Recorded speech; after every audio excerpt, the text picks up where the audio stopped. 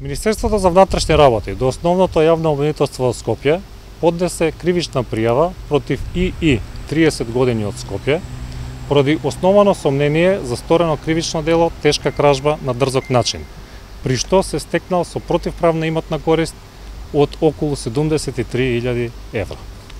Имено на 12 овој месец, нешто по 7 часот, сега пријавениот го забележал оштетениот на бензинска пумпа и видел дека на совозачкото место има торбичка со пари. Откако оштетениот ја напуштил бензинската пумпа во правец кон Скопје, сега пријавениот го престигнал и почнал со десната рака да му сигнализира дека има дефект на десната гума. Кога оштетениот запрел за да го провери дефектот и се упатил кон задниот дел на возилото, сега пријавениот го искористил моментот, ја украл торбицата и избегал од местото на настанот.